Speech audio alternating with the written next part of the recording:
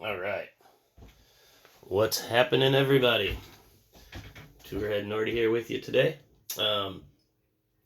Did my video last week about respect for the road crew, which I have always had, and I got a lot of good response from it, and I really appreciate everyone for doing that.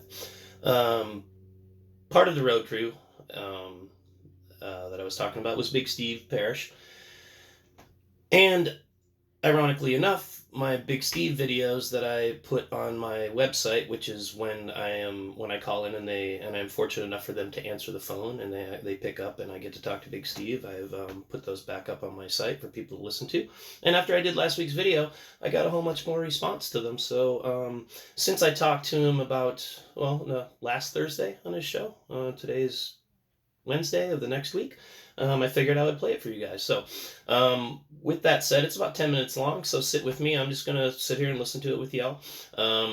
Big Steve Parish, the Big Steve Hour, SiriusXM, channel 23.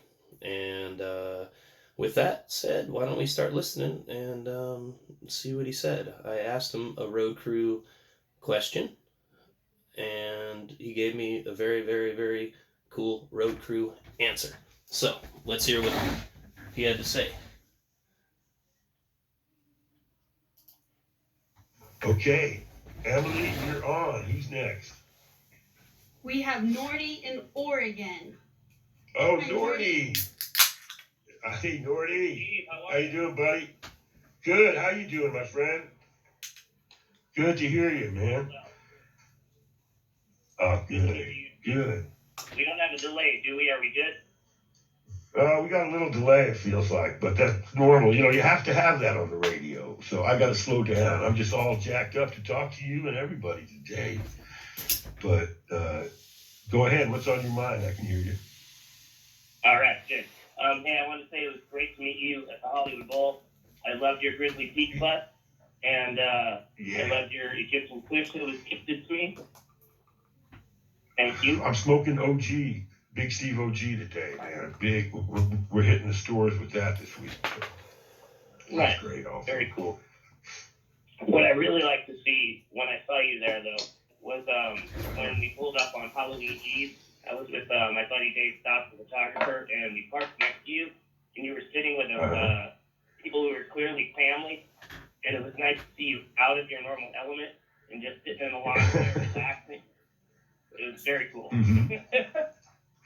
Oh, yeah, I remember you. I remember you guys. Yeah, you guys are good folks. Nice people. And what else is on your mind today? I was going to ask you, what was this kind of the streamlining effect of what it was like to go from Jet Tour load in, load out to Jerry Band load in, load out, and into smaller venues? And did that allow Jerry to do more things? Like absorb the sights and the culture of whatever city you happen to be in at the time? Or was it just more Jerry shit? Well, you know, the way that works is like this. When you start off in nightclubs. And every band has to start making their bones in nightclubs. And you start off on Wednesday night, man. You don't get the weekends if nobody knows you. So you learn how to live in nightclubs. It's different. You're more on your own there, you know. And you don't get all the comforts that you might get at a bigger show, let's say. But with Jerry's band, Jerry wanted to stay in nightclub space for longer than we could have. We could have gone on and started playing theaters a lot more. But he loved that closeness to the people. And it's kind of like if you're flying, sometimes a plane can fly so low to the ground. And that's what we try to do a lot, be at a safe distance, but also be close to the people, the audience. And so the difference between loading in and doing the work at a show, it depends on the size. If you do a theater like the Warfield or Proscenium theaters anywhere, you get bigger and bigger theaters. Like Radio City is a big theater, man. And the load in there is complicated. You got elevators to take it up from downstairs. You got guys to come in. When you go to a nightclub, you got to get there just as early in the day, and you got to find out. In those days, you would have to get there. With Jerry would be right with me, and we would go in. I'd have to set his amp up, and he'd start playing and getting warmed up all day. And if it was something in the Bay Area where we lived and it was local, everybody would start showing up, and you do a sound check. But it's much more relaxed, you know, and the whole scene, you got to keep your eye on everything, because people will start walking into bars, and if people are drinking in a bar, they get stupid and they do crazy stuff, and you're right there. You got to deal with everything when you're in a nightclub, you know. If you're in a stadium and you're playing a Grateful Dead show, or Dead and Company now, in those giant stadiums, you got layers and layers of security and load-in places and 14 semis, and then you got to figure out how the load-in's going to go and where the lighting setups are and all this stuff. In a nightclub like that, you come in with your band stuff, and then you try to work and liaison with the PA people, which is usually some guy in the club. And nightclubs are notoriously dangerous because why? The electricity is funky a lot of times in them. It's not like when you go to a big show, you bring your own AC distro and you roll it out. And you know when you plug in, you're getting 110 perfect or whatever you want. And otherwise, you're at the mercy of a club, and you get shocks and you get problems. You know, you have the first thing in a nightclub when you set up, you have to take Jerry's guitar and play a little bit while the amp's on, and walk over to the microphone when you can talk to it and touch it, because that's where you see the shock value of what you're up against. Because in a nightclub, it's dangerous, man, for shocks. Now, we used our own AC distro at big shows, so what you're saying, it was night and day, but you learned the skills of each place. And I loved playing nightclubs because it was a whole different thing. And it was Jerry's band was so funky a thing and closer to the people, way right there. You know, they had access to us. And then I had to do everything. I had to also make sure Jerry was safe and keep an eye on him. And at a show, I had a lot of help if it was like that, you know. Because we could run the stage, but we had people all over to help us. So I hope that answers your question. It's only a difference of about 100 people to do a big show.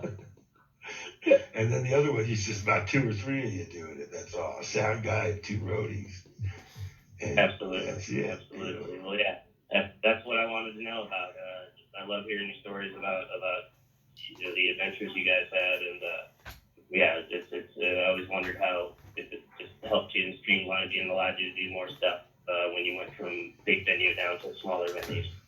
So yeah, well, you always when you had, it was like having a foot in 2 different worlds when we did it. You know, we'd always be playing the biggest places, these giant stadiums, and then Jerry loved to go in the club, especially in the Bay Area. We stayed in the clubs always at the Keystone Circuit because they treated us so good. They were our friends, and we knew everybody, you know. But when you went out across the country,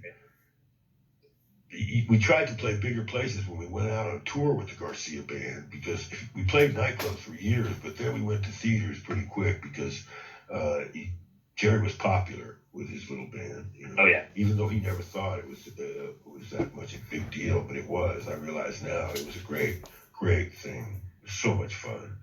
I cherish those days, man, because I got to do everything myself. I didn't have to answer to anybody. I did the equipment. I was doing the booking and the management, the road management. I had 2 good guys working with me who I could trust, you know, and just come in and plug in Jerry's stuff and go. And so it was great. Yeah, that's kind of what I was getting at, and so yeah, thank you. I appreciate those answers. Every time you answer, it's in depth and amazing. So thanks again, for sure. Well, you keep in touch with me, Nordy. I like you, man, and we're going to smoke more weed together. So I'll look for you when we're down the road here, okay? And all right, man. I'll see you in Ventura for sure. I'll come up and say hello again. Oh, definitely. I look forward to it. Thank you. All right. And Emily, who is next? I was at, which was in Cleveland. Well, I kind of messed up the end there, but yeah, that was fun. Talking to Big Steve is always amazing, and I feel super fortunate that they answer the phone. Like I said before in one of my other videos, I've sat on the phone the whole hour waiting along with a million other people who try and call. But yes, thank you guys for answering. And Steve, I appreciate talking to you. You are accessible. You are the one that people can talk to, that you just make it happen. You open the door to us, and we really appreciate that. So anyway, with that said, I already plugged his show in the beginning. Grizzly Peak is the weed company that he works for. He's got 2 strains. Smoke them if you're in California. You're lucky if you are. I'm not. Big Steve's book, Home Before Daylight, My Life on the Road with the Grateful Dead by Big Steve Parish. Read that too. It's amazing. Thanks for hanging out today.